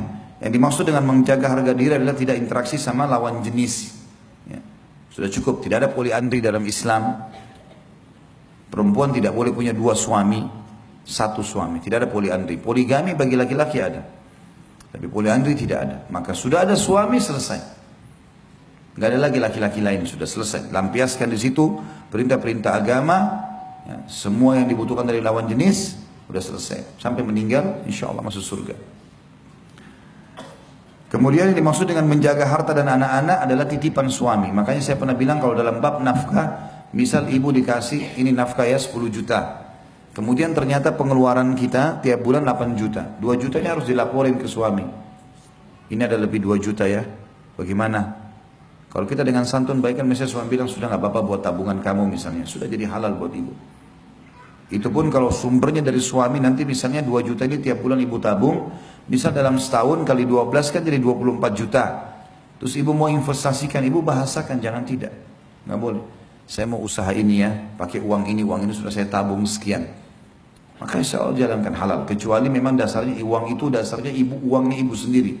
Misal ibu dapat warisan, ibu memang sebelum nikah sudah punya usaha, itu lain. Itu biar ibu keluarkan tanpa sampaikan suami, haknya ibu tuh, haknya ibu. Suami nggak punya hak di situ. Tapi kalau sumber dari dia nggak boleh, harus disampaikan. Menjaga anak-anak juga ini ibu-ibu harus tahu, boleh pakai pembantu, boleh pakai babysitter, tapi tidak boleh membiarkan anak dididik oleh mereka. Banyak anak-anak muslimah akhlaknya seperti akhlak pembantunya. Nah, memang dia tidak pernah urus sama sekali. Bangun tidur, dia tinggal mandi, makan, keluar. Anaknya mana cuma dilihat sebentar. Oh sudah mandi, sudah selesai. Nah, bukan itu. Duduk, ajarin kalimat-kalimat yang baik. Duduk, ya, ajarkan agama. Kalau lagi dimandiin sama pembantu, lihat, datang, benar nggak cara mandinya? Mungkin anak kita masih belum bersih cara mandinya. Mungkin dipaksa, gitu kan? Saya pernah temukan anak saya, setiap kali mau mandi, kayak orang yang ketakutan. Ketakutan luar biasa, kayak orang yang stres, trauma. Sampai saya panggil anak saya panggil anak laki-laki saya panggil, sini nak, coba masuk ke kamar mandi, saya coba mandikan. Alhamdulillah saya mandikan sendiri anak saya, umur 3-4 tahun, ya, sama sekali gak nangis. Tapi saya lihat ternyata dia kayak orang trauma. Jadi selama ini kalau dimandikan oleh teman yang membantu di rumah ini, itu sering dipaksa. Ditutup itu kamar mandi, dipaksa, disiramin langsung. Kadang-kadang tidak nafas. Dia trauma dengan itu. Lihat kalau orang tuanya tidak awasin, saya bilang sama istri saya, lihat tuh. Bahayanya kalau kita cuma biarkan saja, gitu kan? Dia mandi sama saya nggak trauma sama sekali. Dan saya lihat sendiri waktu saya mau siram kepalanya kayak orang ketakutan, nggak mau. Saya kasih dia timba, mandi sendiri nak. Lihat nih caranya, mandi. Akhirnya dia bisa. Sekarang alhamdulillah sudah baik. Dan saya dudukin akhirnya saya bicara baik sama muslimah ini saudari kita. Hati-hati kalau anak-anak ini jangan sampai salah pendidikan. Nah ini kebanyakan perempuan yang lupa atau melepaskan begitu saja anaknya. Dia tidak punya keterlibatan di situ. Ini salah juga ya. Karena anak-anak adalah aset amal jariah. Tapi sekali lagi boleh pakai tenaga yang membantu. Serta seluruh urusan rumah di sini kebersihan, kerapian hanya berdasarkan firman Allah Taala dalam surah An-Nisa ayat 34. A'udzubillahi minasyaitonirrajim. Fas-salihatu qanitatun hafidatun lil-ghaibi bima hafidallah. Sebab itu maka wanita yang salihah ialah yang taat kepada Allah, lagi memelihara diri ketika suaminya tidak ada, oleh karena Allah telah memelihara mereka. Perselingkuhan ini bahaya sekali ya, apalagi kalau terjadi dari kaum wanita, gitu kan. Rasulullah SAW juga bersabda dalam hadis yang sahih diriwayatkan Bukhari nomor 893, Imam Muslim 1829, wal mar'atu ra'iyatun ala baiti zawjiha wa waladihi. Dan wanita adalah pemimpin di rumah suaminya, maksudnya bertanggung jawab terhadap rumah suaminya dan anak-anaknya. Juga sabda Nabi SAW di dalam hadis yang diriwayatkan Tirmidzi nomor 1163, fahakkuhum alaihinna alla yuti'na furushakum man takrahuna wa la ya'dhanna fi buyutikum liman takrahun. Maka hak kalian terhadap para istri kalian adalah agar tidak mengizinkan orang yang tidak kalian sukai meniduri tempat tidur kalian, dan tidak mengizinkan orang yang tidak kalian sukai masuk ke dalam rumah kalian. Tentu semua laki-laki yang berusaha berinteraksi sama istri kita yang bukan mahram, tentu kita tidak senang. Otomatis seperti itu, larangan mutlak ya. Karena bagaimana seorang istri, ranjangnya suami yang beli, lemarinya, listrik rumahnya suaminya yang bayar, lalu dia masukkan laki-laki lain di situ. Dari mana adab dan tata keramanya ini? Tidak mungkin ya. Haram dalam Islam itu. Ataupun dia berselingkuh di luar, nggak mungkin ya. Dan ini waswas syaitan, kadang-kadang membuat sebagian wanita dikuasai syaitan, padahal sebenarnya suaminya sudah bisa penuhi dia. Sama halnya kalau suami punya kekurangan dalam masalah biologis, misalnya ejakulasi dini dalam masalah biologis, kita bisa terapi kok itu, kita bisa bantu suami, kita bisa membantunya gitu kan, supaya pikiran dia tidak berfokus ke situ. Dan itu bisa saja kita lakukan ya. Itu ada untuk tata cara sendiri dan bisa konsultasi sama teman-teman medis dalam masalah ini. Yang ketiga, tetap tinggal di rumah suaminya sehingga tidak keluar ke rumah kecuali dengan izin dan kerelaannya, yang disertai dengan menundukkan pandangan, merendahkan suara, menahan diri dari berbuat buruk, memelihara lisan dari perkataan kotor dan jorok, serta senantiasa memperlakukan kerabat suami dengan baik sebagaimana sikap suami terhadap mereka. Karena tidaklah seorang istri dianggap telah berbuat baik terhadap suaminya jika ia berbuat buruk terhadap orang tua dan kerabat suaminya. Allah berfirman di dalam surah Al-Ahzab ayat 33, A'udzu billahi minasyaitonir rajim, wa qarna fi buyutikunna wa la tabarrujna tabarrujal jahiliyatil ula. Al-ayah. Dan hendaklah kamu para wanita tetap di rumah kalian atau di rumahmu, dan janganlah kamu berhias dan bertingkah laku seperti orang jahiliyah dahulu. Orang jahiliyah itu di Mekah, kalau mereka di rumah, mereka bajunya berantakan. Kalau mereka keluar rumah, dandanannya luar biasa. Ini dianggap dengan tradisi jahiliyah. Kalau kita balik sekarang, di rumah justru silakan menor, silakan indah, silakan cantik, silakan rapi. Di luar malah harusnya biasa-biasa. Jangan jadi fitnah buat orang. Ini perintah Allah dalam surah Al-Ahzab. Dalam surah Al-Ahzab juga ayat 32 Allah berfirman, A'udzu billahi minasyaitonir rajim, fala takhda'na bil qawli fayatma'a alladhi fi qalbihi marad. Al-ayah. Dan jangan juga kamu tunduk dalam berbicara sehingga berkeinginanlah. Sebenarnya bukan tunduk ini, takhda'na bil qaul artinya perkataan yang suaranya sengaja dimanja-manjakan ya. Ini yang dilarang dalam Al-Quran. Jadi kalau bicara ada penting, misalnya lagi belanja di pasar atau segala macam, saya mau beli ini pak, saya mau beli ini, to the point gitu ya. Gak usah muter-muter, ayamnya ini beli di mana pak ya, ini kapan disembeli gitu kan, berapa ekor bapak jual sehari, untuk apa ya? Untuk apa banyak bertanya ini, apalagi kalau menggunakan kata-kata yang tidak benar ya, kata-kata yang bisa mengundang syahwat. Maka janganlah kamu tunduk dalam berbicara sehingga keinginan orang yang ada penyakit dalam hatinya mengganggu kalian. Jadi nggak boleh sampai bermanja-manja akhirnya laki-laki ingin mengganggunya. Kemudian dalam surah Nisa 148 juga berbunyi, A'udzu billahi minasyaitonir rajim, la yuhibbullahu al-jahra bis-su'i minal qawli illa man zulim. Al-ayah. Allah tidak menyukai ucapan buruk yang diucapkan dengan terus terang kecuali oleh orang yang dianiaya. Juga dalam surah An-Nur ayat 31 Allah berfirman, A'udzu billahi minasyaitonir rajim, wa qul lil mu'minati yaghdudna min absarihinna wa yahfadna furujahunna wa la yubdina zinatahunna illa ma dhahara minha. Katakanlah kepada wanita yang beriman, hendaklah mereka menahan pandangan mereka dan memelihara kemaluan mereka, dan janganlah mereka menampakkan perhiasan mereka kecuali yang biasa nampak darinya. Artinya dia pakai hijab, selesai. Kecuali di rumah ya. Sekali lagi ibu-ibu harus di rumah dandan rapi, tapi juga yang suami suka. Kalau suami ibu bilang saya lebih suka alami, nggak usah pakai kosmetik, ya sudah nggak apa-apa, jangan dipakai di depan dia, ya, terserah dia, gitu kan. Kalau dia suka yang begini nggak masalah, yang penting yang membuat dia nyaman itu sudah cukup. Karena memang dandanan ibu cuma boleh buat dia, yang lain tidak boleh, gitu kan. Kemudian Nabi SAW bersabda, khairun nisa'i allati idha nadarta ilaiha sarratka wa idha amartaha ata'atka wa idha ghibta anha hafidhatka fi nafsiha wa malik. Hadis ini hadis sahih riwayat Tabarani. Sebaik-baik wanita atau istri adalah yang apabila engkau memandangnya maka ia membuatmu merasa senang. Tatapan matanya syahdu, lisannya santun, ya, rambutnya rapi, badannya wangi, itu semua yang dimaksud di sini. Sebaik-baik istri dalam riwayatnya dikatakan wanita ahli surga. Yang kalau kau memandang kepadanya maka membuatmu merasa senang. Jadi ibu-ibu kalau dilihat sering ngomong dan suaminya tidak lihat ke dia maka muhasabah. Ya. Mungkin memang dia pakai baju warna yang suaminya tidak suka, gitu. Ya. Saya tahu pernah ada keluhan yang sampai kepada saya dari beberapa ikhwah, dia nggak suka dengan warna itu tapi istrinya suka pakai. Memang dia tidak suka, secara alami dia nggak suka memandang itu, tapi suka dipakai terus, gitu. Maka jangan, hindari. Pakai sesuatu yang memang dia suka, gitu ya. Apabila kau menyuruhnya, maka ia akan mematuhimu. Tentu pada hal-hal yang ma'ruf. Temani saya ya, buatin saya makan, iya semuanya. Ya. Dan apabila engkau tidak berada di sampingnya, lagi safar, maka ia memelihara hakmu pada dirinya dan hartanya. Dia tidak selingkuh. Juga sabda Nabi SAW dalam hadis yang lain, hadis riwayat Muslim nomor 442 dan Imam Ahmad 4641. Kalau perempuan itu boleh keluar, tapi keluarnya tidak boleh dandan-dandan, tidak boleh jadi fitnah bagi orang lain. Sebagaimana sabda Nabi SAW, la tamnau ima Allahi masajid Allah.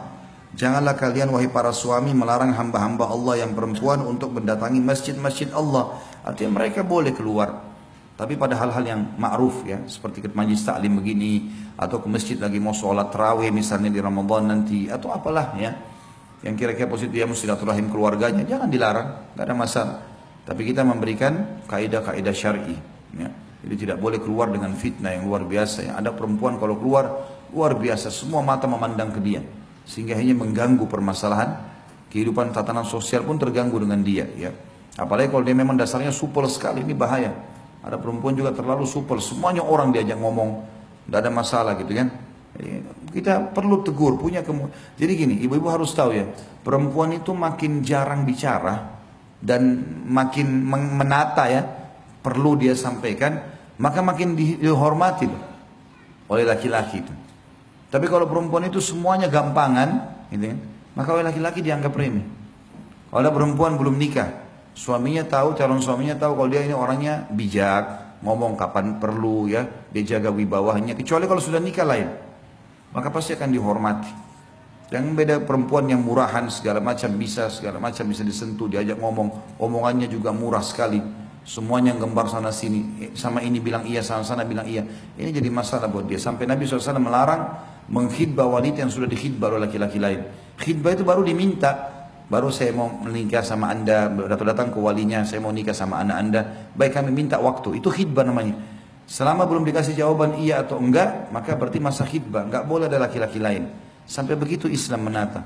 Karena perempuan tidak boleh sembarangan mengombar-gombir janji dia, bicara dia, memang harus jaga itu. Juga dalam hadis Nabi SAW yang lain tentang bolehnya wanita keluar tapi dengan izin suaminya adalah hadis diriwayatkan Bukhari nomor 5338 dan Imam Muslim nomor 442. Wa idza sta'dzanatil mar'atu ahadikum ilal masjidi fala yamna'ha. Jika istri salah seorang kalian meminta izin untuk ke masjid, maka janganlah ia melarangnya. Juga dalam hadis yang lain dan penutupan bahasan kita, riwayat Imam Muslim nomor 442, Ahmad 5082, Abu Daud 568 dan Tirmidzi 570, Rasulullah SAW bersabda, "Idzanu lin-nisa'i bil-laili ilal masajid." Izinkanlah para wanita pergi ke masjid walaupun itu di malam hari. Jadi dibolehkan, kalau selama ke masjid berarti baik. Sebagian ulama hadis mengatakan dimaksud dengan masjid adalah masjid secara umum. Memang dia mau datang untuk aktivitas masjid ya, pengajian, sholat, tidak ada masalah. Tapi kalau dia datang, masuk dalamnya juga kalau dia pergi kepada hal yang positif, kayak silaturahim keluarga, ngumpul-ngumpul sama para wanita salihah di waktu tertentu, tentu tidak setiap saat, makanya juga masuk di dalamnya, dianjurkan untuk dilakukan. Ya, Allahu a'lam. Sampai sini bahasan kita, silakan kalau ada yang mau bertanya, dan tentu sesuai dengan tema. Masya Allah.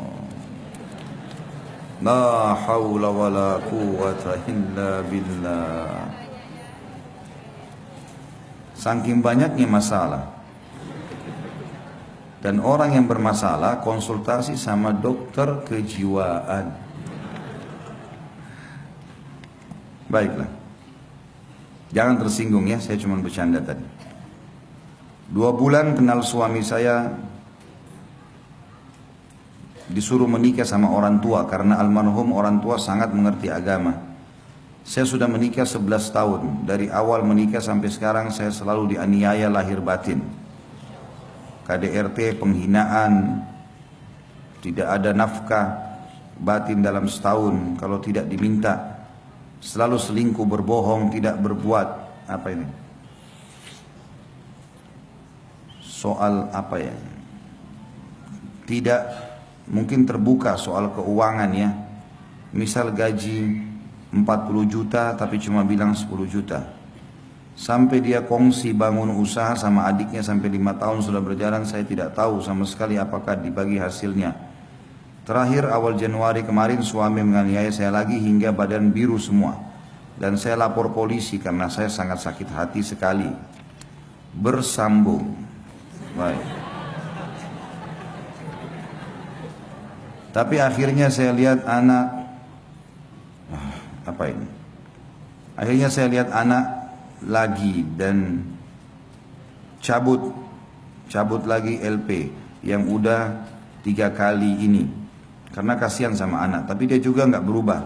Terakhir apa ini? Dia mengatakan dengan lisannya yang tegas, gue ceraikan lu sekarang juga. Saya bilang ya apa-apa kalau memang cerai, asal urusin cerainya sampai selesai dan beri hak-hak saya atau aku dan anak-anak sesuai dengan hukum agama. Tapi sampai sekarang dia tidak mengurus surat cerainya dan saya masih di rumah. Juga apa ini? Panjang sekali Masya Allah. Walaupun dia sering mengusir saya keluar dari rumah, setiap dia marah hanya karena masalah sepele. Apa yang saya harus lakukan Ustaz? Sama sekali apa ini? Merasa tidak pernah mendapatkan kasih sayang suami. Pertama sekali tentu kalau posisi saya sedang ditanya, saya akan jawab sesuai dengan pertanyaan. Ibu kalau ada di sini yang direkayasa berdosa, jangan tunggangi fatwa. Itu dulu yang pertama. Yang kedua, setiap orang yang sedang ditanya hukum agama dan dia tahu, maka Rasulullah SAW sudah pesankan, kalau datang kepadamu seseorang yang matanya satu kecabut, jangan kamu terima sampai kamu sudah lihat rivalnya, lawannya. Mungkin dua-dua matanya sudah tercabut. Ya. Jadi saya tidak tahu suaminya ibu ini, saya tidak tahu tentunya ibu yang berkeluh kesah. Kalau betul semua apa yang dibahasakan ini, maka tentu suami berdosa besar. Tidak memenuhi biologis, sering berdusta, dan segala macam hal yang dibahasakan tadi ini luar biasa. Dan bertahannya ibu dalam rumah tangga adalah ibadah. Ibu sekarang sedang panen pahala dalam masalah ini. Tapi perlu diberikan masukan-masukan, ya, perlu didoakan. Ya. Dan kalau memang betul kondisi seperti ini dan sudah berjalan bertahun-tahun tidak mau berubah, maka saran saya puncaknya, syaratnya ya, memang sudah berusaha, sudah ikhtiar, sudah nasihatin, sudah doakan, masih saja istikharahkan kepada Allah. Salat 2 rakaat, minta petunjuk sama Allah. Saran saya baca buku doa yang ada doa istikharahnya. Setelah salam, kalau tidak hafal boleh pegang bukunya, baca. Di antaranya kan, ya Allah, kalau seandainya perkara rumah tangga ini baik buat diriku, agamaku, ya kehidupan akhiratku dan kehidupan duniaku dan kehidupan akhiratku, maka berkahilah, mudahkanlah, gitu kan, dan catatkan sebagai takdirku. Dan kalau seandainya perkara mempertahankan rumah tangga ini buruk buatku, agamaku, urusan duniaku dan urusan akhiratku, maka pisahkanlah, ya. Pisahkanlah dan tunjukkanlah kebaikan dimanapun itu teradakan atau terarahkan. Saran saya seperti itu. Allah alam. Jadi ibu istikharah kepada Allah SWT kalau betul-betul sudah ikhtiar, ya, istikharah kepada Allah, minta kepada Allah petunjuk. Kalau memang Allah mudahkan dia akhirnya ajukan perceraian, berarti itu yang terbaik. Kalau misalnya dia tidak ajukan perceraian, ibu juga di rumah masih tetap ada nafkah, ya, masih ada rumah, anak-anak masih bisa diselamatkan dari sisi agama, mungkin memang Allah malah ingin tinggikan derajat ibu dengan cobaan ini, ya. Tapi kesimpulan dari semua yang pernah ditanyakan ini teman-teman sekalian, memang wasiat agama penting, luar biasa itu. Agama menyuruh kita menikah dengan orang yang beragama. Beragama ini penting. Laki-laki diwasiatkan begitu, perempuan diwasiatkan begitu. Sudah sering saya bilang, hadis Nabi SAW, tungkahul mar'atu li arba'ah. Wanita umumnya dinikahi laki-laki karena 4 hal. Limaliha karena kekayaannya, lihasabiha karena keturunannya, lijamaliha karena kecantikannya, walidiniha dan karena agamanya, fadfar bidzatid din taribat yadak. Pilih wanita yang beragama, hidupmu akan tentram. Itu bagi laki-laki. Bagi perempuan juga begitu.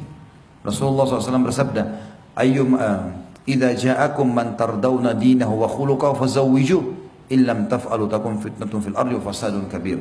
Takun fitnatun fil ardi wa fasadun kabir. Kalau hai wanita dan hai wali wanita, ayahnya, kalau telah datang kepada kalian laki-laki yang kalian ridhoi agamanya, beragama, sholat 5 waktu, faham agama, ya, dan akhlaknya, karena akhlaknya akan terbentuk perilakunya, santun tutur katanya, maka terima lamarannya. Kalau tidak akan terjadi kerusakan di muka bumi, fitnah dan kerusakan. Kata ulama, terjadinya perceraian dan kekerasan di rumah tangga. Cuma qadarullah masya'afal, ini sudah terjadi.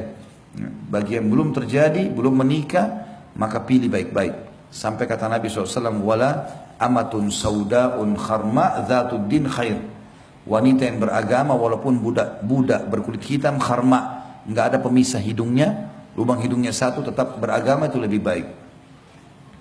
Jadi saran saya tadi, Allah alam begitu, nasihatin, luruskan, kalau enggak istikharahkan, ikuti hasilnya setelah itu. 2 tahun yang lalu saya mengucapkan kata cerai dan langsung disetujui oleh suami. Setelah itu saya langsung pergi, dan memang sejak anak saya lahir sampai 5 tahun kami tidak serumah. Dan sekarang anak kami 7 tahun. Kami dipisahkan keluarga karena sering bertengkar. Anak dan suami di rumah mertua, dan saya tinggal sendiri, namun masih diberi nafkah lahir dan batin. Namun setelah lebih dari 3 bulan, di saat sedang berhubungan biologis, dia tidak berkata ingin rujuk, namun hanya karena kangen, karena takut pada keluarga yang tidak boleh kami bersama kembali. Apakah status kami sekarang, Pak Ustaz? Apakah masih sah pernikahan kami atau tidak? Saya mohon solusi yang terbaik menurut agama dari Pak Ustaz. Yang paling pertama begini, semua pertengkaran di rumah tangga hindari. Tidak usah ribut-ributan, bertengkar nggak usah. Saya sudah bilang tadi solusinya, coba besarkan jiwa kita. Yang benar maafkan, yang salah minta maaf, begitu saja. Clearkan, dan kita harus berbesar jiwa supaya pertengkaran tidak terjadi. Itu dulu yang pertama. Yang kedua, kalau yang dimaksud sini berhubungan biologis, masih kangen segala macam, itu kan bukti kalau memang sebenarnya masih butuh, gitu kan. Kalau berhubungan biologisnya itu di masa iddah 3 bulan pertama pengucapan kalimat cerai, maka boleh rujuk dengan cara seperti ini. berhubungan biologis, walaupun tidak bilang kita rujuk ya, enggak. Makanya pada saat masa iddah 3 bulan dari masa pengucapan kalimat cerai, seorang wanita dianjurkan tidak tinggalkan rumah suaminya. Bahkan dia dandan, dia berbuat kebaikan-kebaikan supaya suaminya tertarik untuk rujuk sama dia. Di masa iddah, setelah masa iddah dia boleh keluar dari rumah suaminya. Kecuali kalau suaminya buruk, pemabuk segala macam, ini lain. Ya, atau bahkan bisa membahayakan jiwa dia, bisa membunuh, bisa memukul segala macam, itu lain. Itu dulu. Jadi kalau dia rujuk atau berhubungan biologis ini, rujuk itu tidak harus kalimat ya. Boleh berhubungan biologis, boleh saling minta maaf. Tapi kalau sudah lewat masa iddah, 3 kali masa haid, tidak boleh lagi seperti ini. Harus menikah ulang seperti awal. Seperti awal menikah. Dan kalau terjadi biologis ini tidak sah, dianggap perzinahan. Karena sudah lewat dari masa iddah, gitu kan. Ya, saya tidak tahu ibu ini sudah berapa lama berpisah tidak serumah, atau maaf, sejak kapan pengucapan kalimat cerai. Kalau tidak ada pengucapan kalimat cerai, berarti walaupun tidak serumah, status suami istri masih berjalan. Tapi kalau ada pengucapan kalimat cerai dari suami, maka otomatis seperti tadi hukumnya. Tapi kalau di sini ibu lihat anaknya, ya sudah 2 tahun ya sini kayaknya. Dari 5 tahun anaknya sampai umur 7 tahun anaknya. Kami dipisahkan keluarga karena sering bertengkar. Berarti memang belum ada kalimat cerai dari suami. Berarti ibu masih status istri. Suami datang temuin ibu, biologis segala macam masih halal, nggak ada masalah. Yang terakhir Bapak Ibu sekalian, saya sudah bilang jangan libatkan orang ketiga dalam rumah tangga, termasuk keluarga itu. Ini sudah rumit memang kalau keluarga sudah ikut campur. Kita sering cerita sama orang tua, cerita sama kakak, akhirnya mereka terbawa emosi. Dan seperti ini, sebenarnya masih saling sayang, akhirnya nggak bisa kumpul, sembunyi-sembunyi. Saran saya terang-terangan, sampaikan kepada keluarga sekarang baikan, sama-sama rangkul suami, ibu rangkul suami, bilang kita baikan, kita baik-baik, kita jaga ini semua hubungan dengan Allah, karena Allah. Apa yang kurang dari saya ingatkan, apa yang kurang dari kamu saya juga akan ingatkan. Agama jadikan landasan. Lalu kita terang-terangan sampaikan ke keluarga, kalau kami akan kumpul kembali, udah selesai. Jadi kan, jadi tidak usah sembunyi-sembunyi, karena ini bukan masalah yang haram kok. Belum terjadi perceraian. Setelah anda tahu bahwa berhubungan antara suami istri adalah sedekah, bolehkah minta terus tiap hari ke istri? Istri kadang risih karena tiap hari apa ini? Tiap hari mandi. Boleh, kenapa tidak? Dan istri nggak boleh tolak. Kenapa risih? Masa sesuatu yang enak ditolak? Nggak boleh tolak. Kenapa nolak? Kenapa risih? Yang risih itu kalau orang lakukan bukan sama suaminya, gitu kan? Lagian kenapa harus malu kalau mandi? Orang tidak hubungan biologis kan juga boleh mandi kan? Nah, itu capek kalau jadi beban. Ya, kalau dijadikan beban, kalau dinikmati nggak bakal capek kok. Nah, apalagi kalau tahu ini adalah ibadah kan gitu. Jadi nggak ada masalah. Dan subhanallah hikmah Allah, dan ini terbukti secara medis ya. Laki-laki itu kalau dia sudah klimaks dia butuh waktu 20 menit sampai 25 menit untuk mengembalikan lagi keinginannya. Perempuan tidak seperti itu. Ibu-ibu sebenarnya tidak ada seperti laki-laki. Bahkan dalam satu kali hubungan biologis bisa berulang kali klimaks. Bagi dia nggak ada masalah. Allah sudah buat itu. Makanya dia layani suaminya berulang-ulang pun dia tidak ada masalah bagi sebenarnya. Sebenarnya perempuan tidak akan ada masalah. Laki-laki justru ada masalah. Karena dia butuh waktu untuk menghidupkan kembali syahwatnya. Itu penelitian 20 menit loh. Tidak mudah. Yang butuh waktu untuk itu. Ya. Jadi sekarang saya nggak usah malu, untuk apa risih. Ya.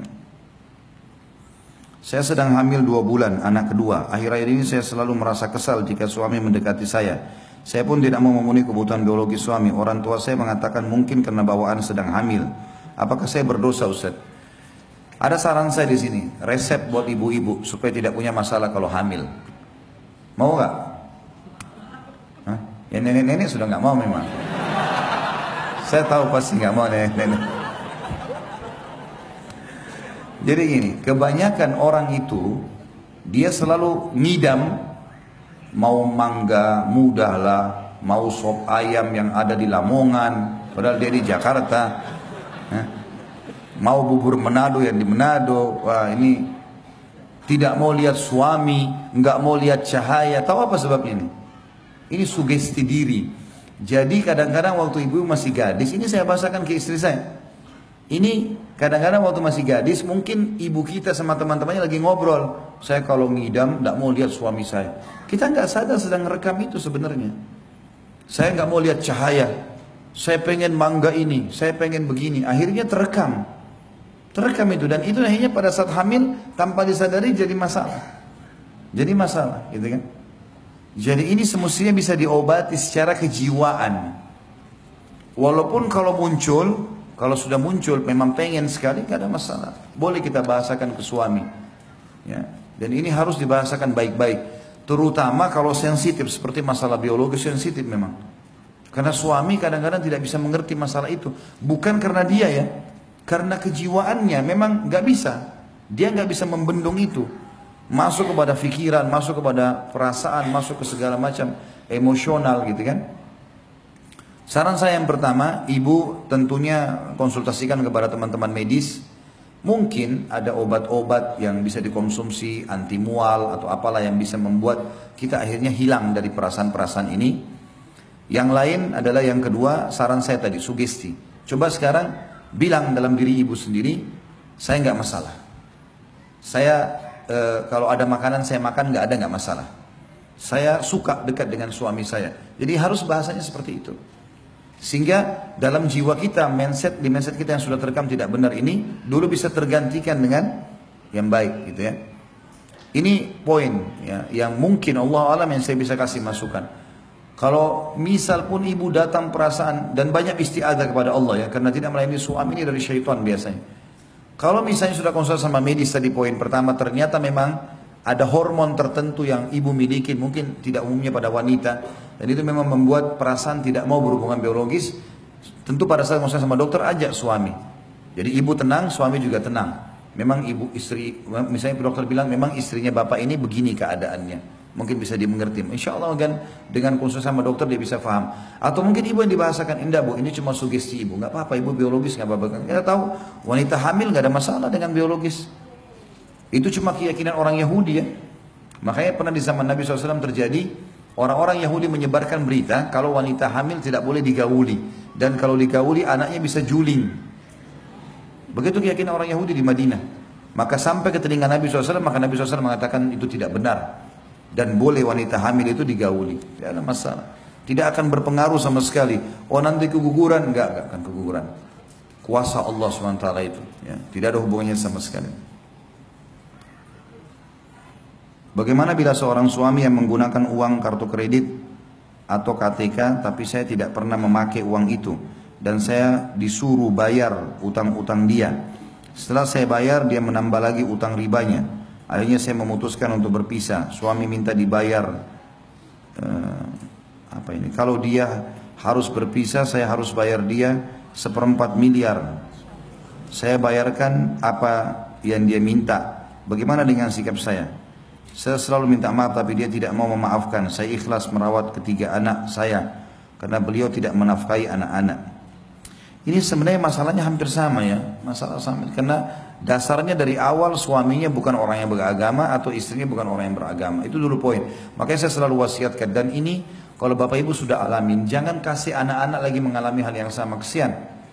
Jadi mereka harus dapat pasangan yang beragama. Ciri-cirinya itu ibu-ibu kalau mau cari anak mantu yang baik, kalau azan lihat di masjid tuh yang di saf-saf pertama itu. Nah, itu orang-orang yang baik tuh. Azan memenuhi haknya Allah. Dia selalu di situ baca Al-Quran. Ya. Orang-orang yang agamis, ketahuan didengar oleh tetangga-tangganya orang ini baik, itu yang kita jadikan anak mantu. Begitu pula laki-laki yang mau nikah, anak-anak kita laki-laki nikah dengan wanita-wanita yang sudah hadir di majelis ilmu, pakai hijab syar'i, nama keluarganya baik, itu memang harus ya. Itu dulu poin. Kalau bahasan ini adalah kita mau tahu dulu, ibu ini sebenarnya membayarkan utang suaminya dari uang suami atau ibu yang disuruh bayar pakai uang ibu. Kalau uang suami dia suruh bayar, bayar saja, nggak ada masalah. Dia titipin, ini bayarin ya utang saya di sana, aja bayarin, nggak ada masalah. Walaupun itu adalah masalah riba, karena kan dia membayar, dia menyelesaikan. Masalah dia buka pintu riba baru nasihatin, kalau itu nggak boleh. Ya, tidak boleh, sampaikan, kirimkan kepada dia ceramah-ceramah tentang masalah riba, kumpulkan artikel-artikel yang jelas, letakkan di meja kerjanya, biar ini ya, maaf ya, saya bukan menyinggung, tapi coba baca, siapa tahu bisa menambah wacana. Saya bukan menggurui ya, insya Allah kalau santun suami bisa terima kok. Kalau kita lempar, nih baca masalah riba, haram tuh. Masuk neraka kalau kau nggak mau dengar. Nah lain. Ini sama tadi di awal saya bilang menantang ini. Ya. Suaminya pasti spontan nolak. Tapi kalau taruh santun di atas meja kerjanya ini ya, saya dapat artikel, siapa tahu berguna. Ini masalah riba loh. Saya khawatir saja jangan sampai kita sekeluarga ada masalah. Saya nggak guruin ya. Mau dibaca, alhamdulillah nggak dibaca juga nggak masalah. Contoh. Kalau yang dimaksud sini ibu disuruh baca, bayar pakai uangnya, ibu punya hak untuk tidak bayar. Jangan mau dipaksa, nggak apa-apa. Saya punya utang sekian, kamu harus bayar pakai uangmu. Oh nggak ada urusannya, gimana cara? Kecuali memang uang dititip. Ibu nggak punya kewajiban untuk itu dan ibu tidak usah kerjakan yang bukan kewajiban. Biar dia mau marah, terserah dia mau marah, nggak ada masalah. Kan bukan kewajiban saya, yang utang kan kamu. Baik, kamu kan juga makan. Enggak, saya nggak makan. Kan tadi dikatakan saya nggak makan kan? Saya nggak ambil hari itu. Kalaupun misalnya dia berutang sama orang, kemudian utang itu dipakai beliin rumah, pakai beliin segala, memang kewajiban dia, bukan kewajiban ibu. Dia kan harus siapin nafkah. Ibu nggak harus bayar. Dan ini unik juga ini. Pada saat mau cerai, suaminya minta dibayar 1/4 miliar. Ini suami bagaimana model pikirannya? Saya bingung gitu ya. Semoga Allah kasih hidayah. Mestinya nggak boleh sama sekali. Malu laki-laki minta uang sama istri. Mana wibawahnya? Nggak boleh sama sekali teman-teman sekalian. Jangan pernah ucapin pada istri, berikan saya uang. Aib besar itu. Nggak boleh, kita yang disuruh nafkahi mereka. Dan tidak ada laki-laki yang dibiayai sama istrinya kecuali akan terhina depan istrinya. Itu nggak bisa. Biar istri kita orang kaya, kita mampu, kita cuma pas-pasan, tetap maaf ya, nafkah dari saya. Makan hasil keringat saya, punya harga diri. Kalau istri yang mengatakan, baiklah, tapi mungkin saya beli makanan juga, silakan beli, tapi nafkah dari saya. Saya cuma mampu beli nasi uduk 1 bungkus, makan, itu nafkah saya. Tidak apa-apa, jadi punya harga diri. Istrinya juga segan sama dia kan. Kalau ini seperti ini bahaya sekali, ngancam-ngancam segala macam ini. Allahu alam.